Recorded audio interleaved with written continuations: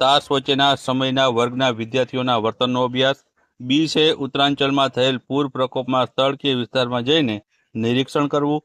C છે કોઈ ઢોંગી બાબાની pole ખોલવા માટે તેના પરમ શિષ્ય બની માહિતી મેળવવી.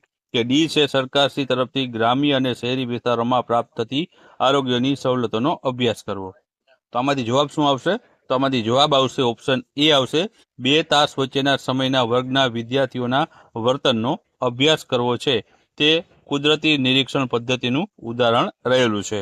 ત્યારબાદ આપણે આગળનો પ્રશ્ન જોઈએ તો પ્રયોગ દરમિયાન પ્રયોગકર્તા અથવા તો નિરીક્ષકની કોઈ પણ અંગત માન્યતા કે મનોવલણ એ પૂર્વગ્રહ વગરનું નિરીક્ષણ એટલે શું? તો એમાં ઓપ્શન આપેલા છે નિયંત્રણ, પુનરાવર્તન, પરિવર્તન કે વસ્તુલક્ષિતા. તો આમાં જવાબ આવશે ઓપ્શન ડી આવશે.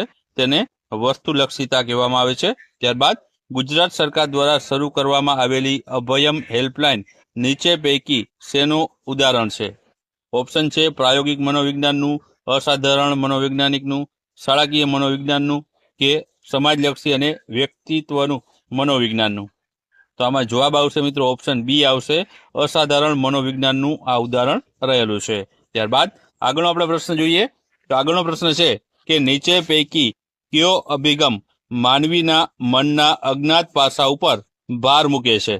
ઓપ્શન આપેલા છે વાર્તનિક, ઓપ્શન બી છે માનવવાદી, ઓપ્શન સી છે